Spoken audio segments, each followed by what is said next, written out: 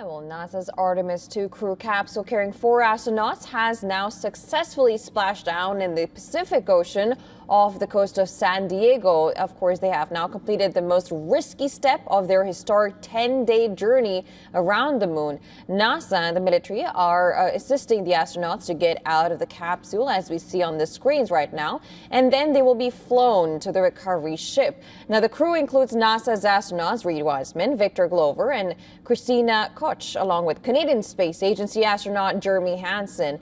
Now, during the re-entry, the spacecraft reached maximum speeds approaching 35 times the speed of sound and had faced searing temperatures around half as hot as the surface of the sun.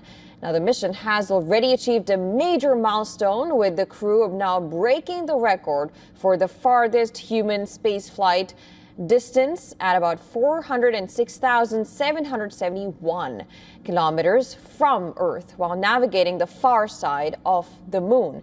Now, the Artemis II mission, it now represents a key step in NASA's broader plan to return humans to the moon and advance future deep space exploration.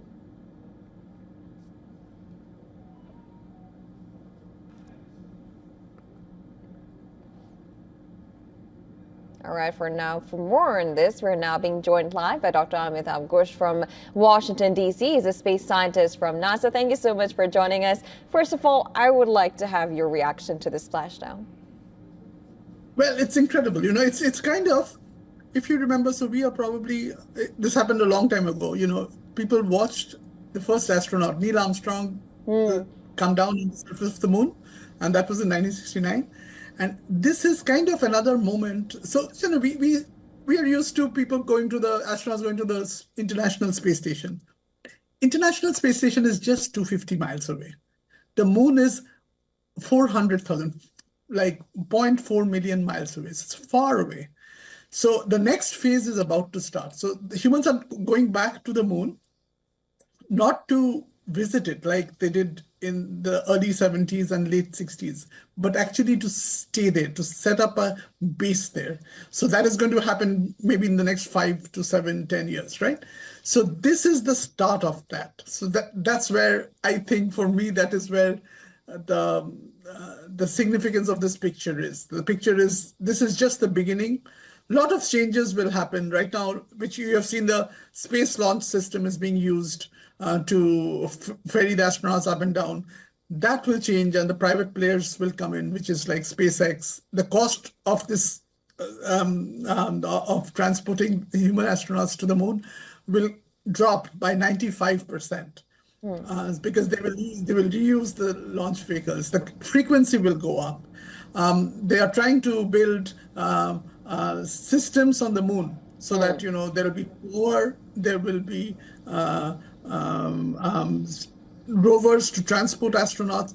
So it's the whole thing is about to start in 10 years, and going to the moon would really become just like going to the space station. You spend a few seconds, would go to the moon and come back. So for me, this is the start of that process, that era. Right. And we also heard NASA's commentators saying that this was a textbook splashdown. If you could help us understand what that actually means. Okay. So how does this happen? You are at 400,000 feet above Earth, right? That's when you re-enter the atmosphere. It's very important to get the angle right. If you are too steep, then just like rock strikes water, it ricochets off, it will bounce off the top of the atmosphere. If you come in too steep, it will burn up because the acceleration will be too much. So you have to be at the right angle, and then there's going to be tremendous heat. The entry velocity will be like 25,000 miles an hour, which is like 50 times the speed of a commercial airliner. So that's how fast. The outside will be really, really hot, maybe 5,000 degrees centigrade. To give in perspective, even iron melts at like 1,500 degrees centigrade. So it has to be very specially made, the outside. And then the heat shields have to survive this re-entry. Then you have multiple stages of deceleration, retro rockets, and finally parachutes. When you're seeing the parachutes, it's moving at probably 300 miles an hour. So it has slowed down from going 50 times the speed of a commercial airliner to half the speed of the commercial airliner. So it's still going very fast. And then it splashes down on water. That really helps because, it might still be touching down at a certain velocity. The water cushions the fall. So overall, it is a gut-wrenching 7 minutes or so. And this happens even if this happens on Mars. You watch some of the Mars landings of Mars rovers, etc. Everything is very tense. These 7 minutes are really hard. So things can happen in these 7 minutes. Right. And now when we see this, of course, we see the capsule, we see that it on, above the sea right now. What happens next? Like we saw that there was some sort of, communication problem, the satellite communication problem with the recovery team. What happens there? Right. So right now they have located the capsule. They're going to approach the capsule. Then they're going to carefully extract the astronauts from there. And remember, the astronauts have not been using any muscles. They've been in weightlessness, right? Yeah.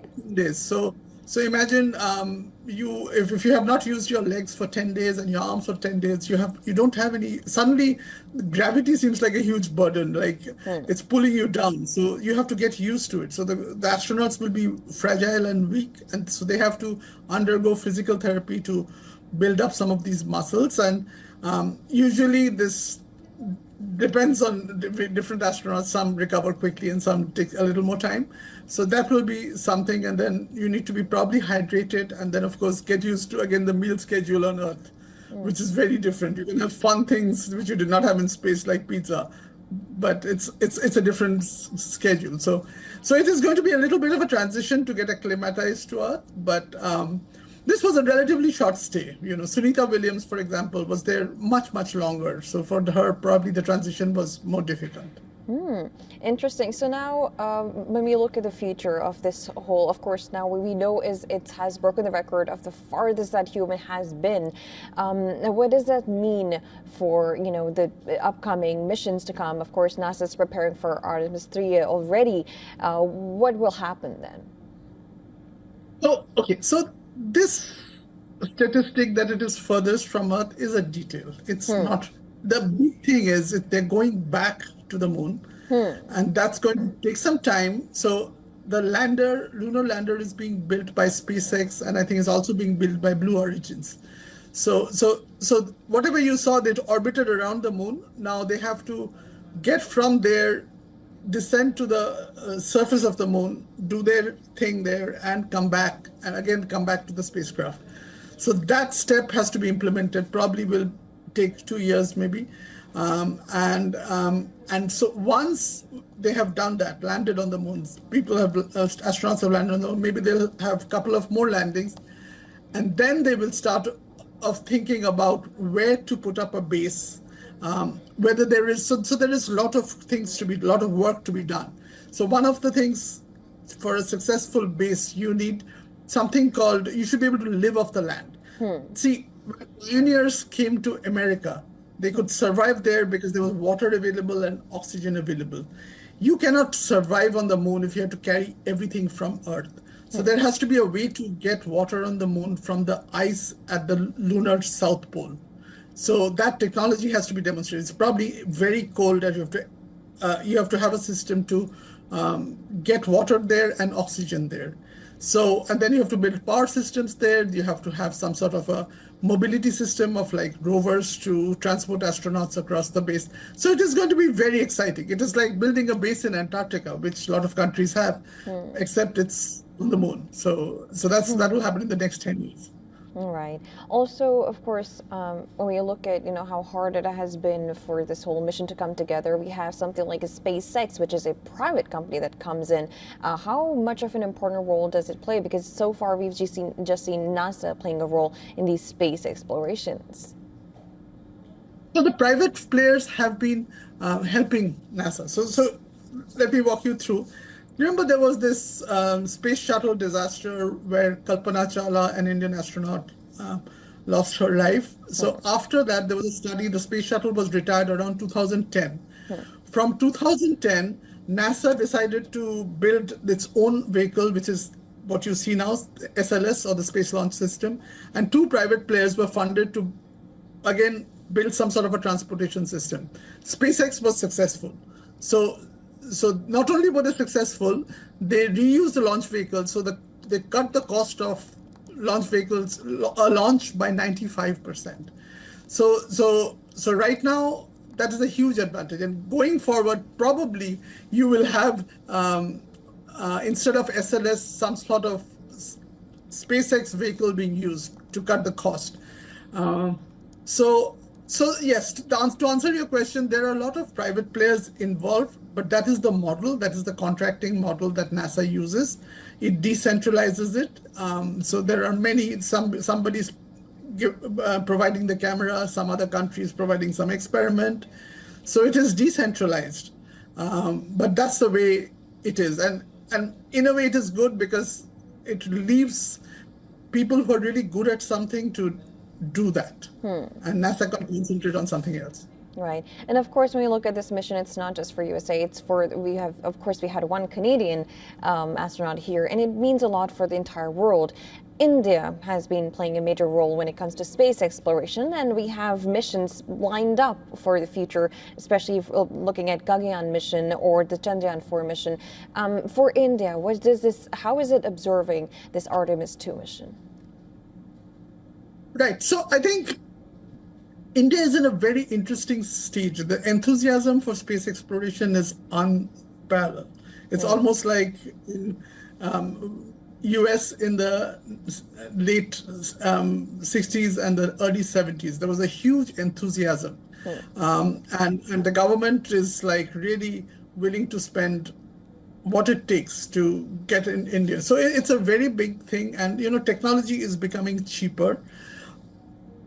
And India is progressing very rapidly. India did not have any planetary science program before 2003, I think. So from there, they have gone to the moon a few times. They've gone to Mars. And now they're doing Gaganyaan, which will be tested maybe in 1 or 2 years. So, of course, Gaganyaan, they will probably, next step is probably they're going to try to build a space station about 250 miles above Earth. And then I'm sure in the future, they will also attempt to go to the moon with humans. So I think the space frontier will open up to many countries. So United Arab Emirates also sent a mission to Mars. There's China in the fray. There's the European Space Agency, Japan. So it will become a multinational effort to go to the moon, just as it is in Antarctica right now. Right. All right, let's come back. True, absolutely. Now, when we look at coming back to the visuals that we are getting right now, we see the spacecraft there and we see some balloons on it. If you could just describe to us, what exactly are we seeing right now? Of course, we see the recovery ship going around it. If you could just explain what happens right now in this moment. Right. So the balloons are, there is the parachutes, the remaining. Here they're trying to circle the ship. They're probably communicating with the commander before they actually open the hatch.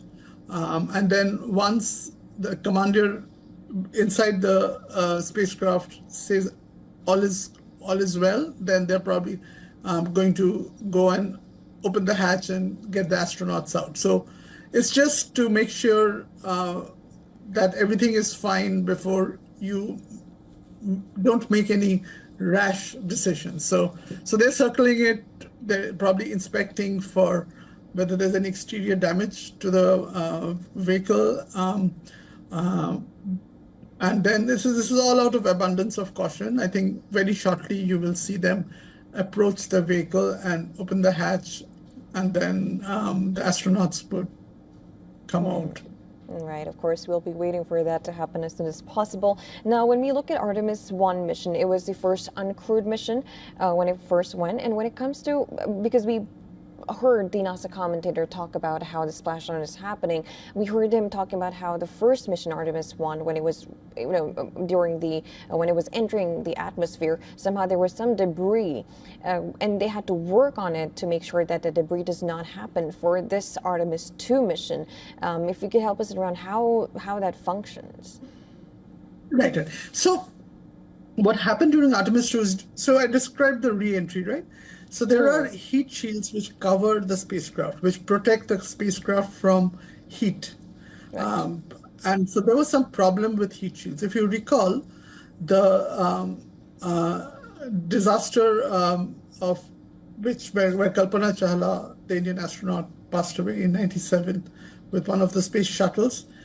It happened because some of the it was a heat shield problem. If some of the tiles of the heat shield are not in place or broken or dislocated, then there is no way to protect the main body of the spacecraft from the heat. And that is very, very dangerous. And once that happens, the body of the spacecraft can melt, and then there can be an accident, which is what happened in the 1997 accident. I think the spacecraft disintegrated maybe 300,000 feet from the ground.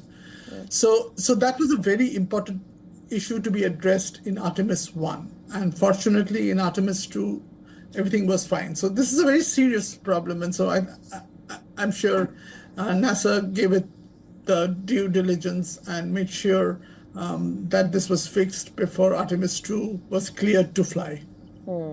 Also, when they were approaching the atmosphere, we saw this 6-minute blackout that happens because, of course, it seems like it's almost like everyone's heart stops right when that happens, and we're not able to communicate with the astronauts. If you could tell us why that happens. Right. It's nothing. See, when you're trying to communicate with something, and if that is moving very fast, and if there is very hot plasma around it, the signal doesn't pass through. So it happens to when you do Mars landings as well. So when it's traveling at 50 times the speed of an airplane, then it's very and you have this very hot plasma around it. It happens. It's perfectly normal. It happens all the time. It's a little tense because you don't know if anything has gone wrong during that phase.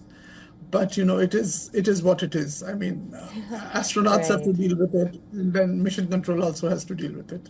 All right, of course, we're waiting for the recovery to actually happen and the hatch opening, as they say it. So what happens when the hatch opens? Like when we recover the astronauts, as you said, that they feel that gravity for the first time. What happens next in the recovery process? So they are going to be taken out of this. They will go to the recovery ship, and then they'll likely be flown back to Houston. And Houston is where the facility for astronauts is. And that is where their recovery plan will start.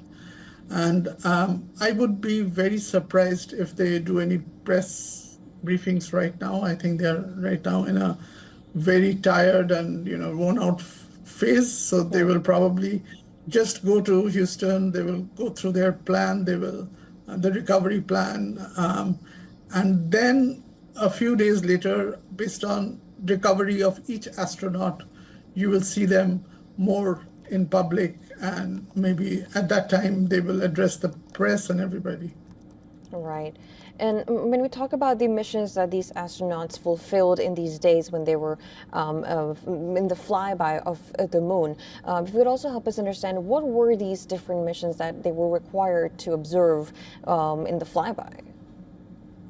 Okay, so I would say, think of it, this was mostly the second test mission. Whatever they achieved was critical, but not that critical. I mean, they probably took pictures of the potential landing site, but this is as you increase the risk, you gradually increase the risk. The first Artemis flew without astronauts.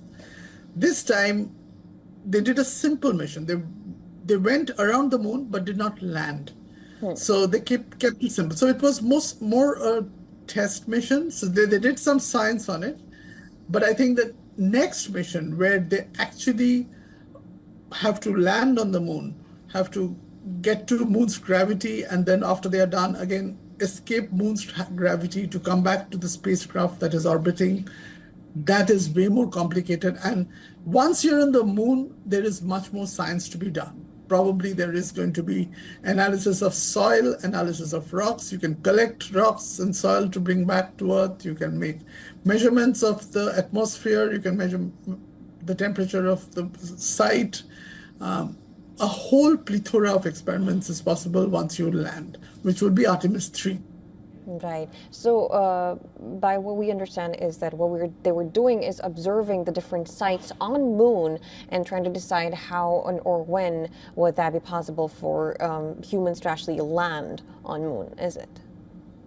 Yes, yes. So there are multiple sites possible, but you need some of the things. You need it to be somewhere near ice so that you can access the ice and maybe extract water and oxygen from the ice. So it has to be kind of close to there. Two, it has to be topographically fine so that, if there's like steep hills or something, the spacecraft might have difficulty landing. So it has to be topographically fine. So it has to meet the engineering constraints. And three is scientifically, it has to be somewhat exciting for the scientists. So there is also an Artemis science team that will evaluate the site from remote images that the astronauts have brought back from Artemis 2, and they will assess what is there in the near vicinity, which is scientifically interesting. So these three teams will triage and they will come up with a decision. And this is pretty much the same process for other planets as well. So when you do a Mars landing, it's a similar process. You have to meet the engineering goals, you have to meet the science goals, you have to meet the safety goals, and then finally, out of maybe 5 or 10 or 20 landing sites, one is finally chosen. Right, right. Of course, we'll try and dip in for a little while to see what exactly is happening, because we see the ship very close by and trying to open the hatches. We can see. Let's cut across and observe. We are not very far from the action everyone is seeing on their screen now. The Orion spacecraft, integrity in the ocean, surrounded by a number of recovery boats.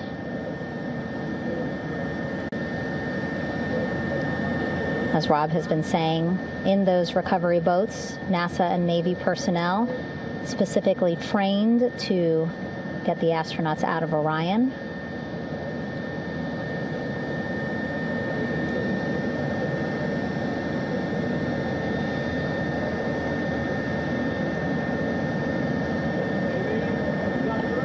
In some of our wide shots, you can probably see that there are 6 boats out in the water. More than 40 people out in the water right now on those boats.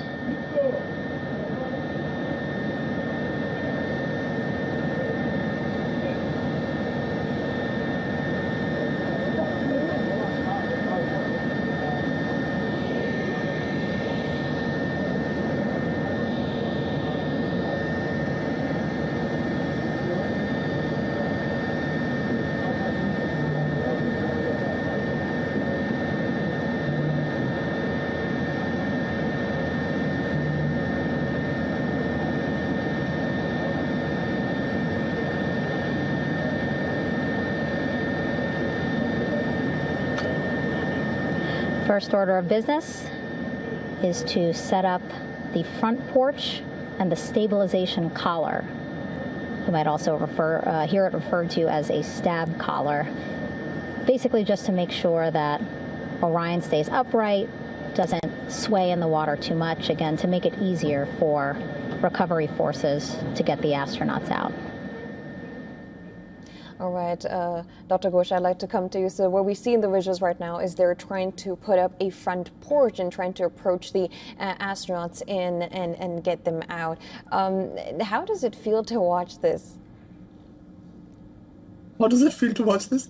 Okay, one big picture. So this is far away from Washington. This is in San Diego. And the people at San Diego, friends in San Diego and colleagues in San Diego, they cannot see this. I think this is further into the ocean.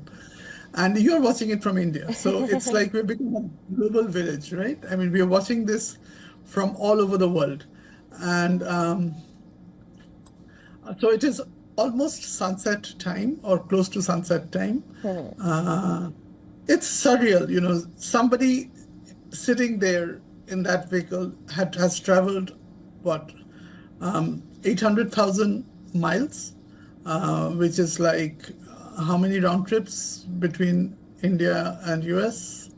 You do the math, 10,000, 80,000 divided by 10,000 or 20,000. So they've traveled a huge amount of distance, and then from all the messages, they're all fine. They just need to be safely extracted there and taken home. Home to Johnson Space Center, home to their families. So it's on a human level, it is very exciting. Think of all the family members who are watching this. It's hugely exciting. I mean, for them, how excited we are to, receive our family members at an airport, and here it's something similar, and they're about to come out and they'll see this on live television and they'll see them in maybe less than 24 hours. So it's really a huge, fascinating journey on many levels. Right. Absolutely. And we see the hatch open now. Of course, we'll have to observe and see how that goes. Well, of course, there will be more missions to come as we see this is Oli's first step. And of course, you will be waiting to see India, how India does after this as well. Well, I thank you, Dr. Ghosh, for joining us on the broadcast and giving your insights and observing this with us.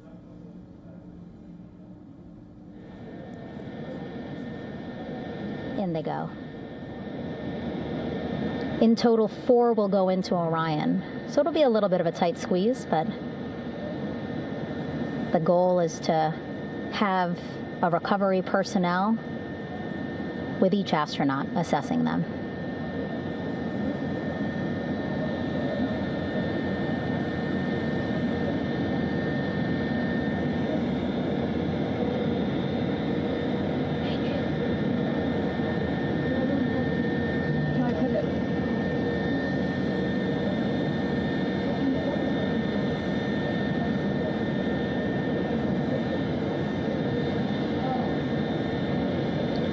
Boats getting closer now. Again, that one that's right up against Orion, those are the divers that will go in to the spacecraft to check on each of the astronauts. These other boats will begin doing a number of things, putting on that stabilization collar onto Orion, building that front porch. Eventually, they will retrieve the parachutes, as well as tow Orion back to the well deck of the recovery ship here.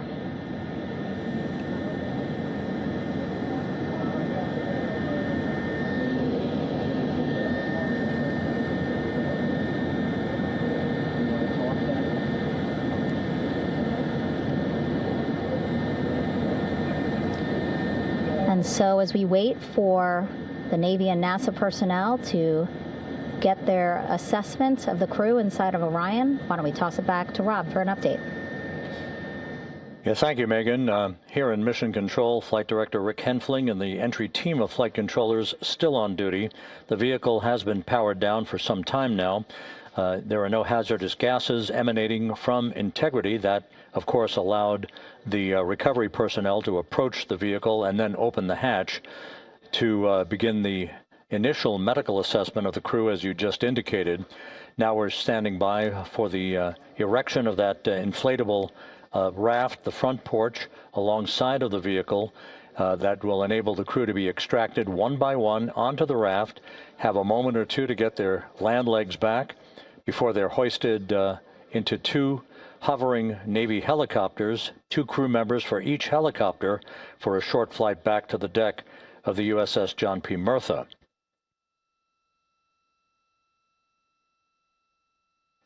All of Integrity's systems operated flawlessly throughout the course of the approach to the Earth, the entry into the Earth's atmosphere, and all of the key milestones that followed in this high-speed return to Earth for Integrity. a mission that spanned more than 694,000 miles from the vehicle's launch from the Kennedy Space Center atop the Space Launch System back on April 1st.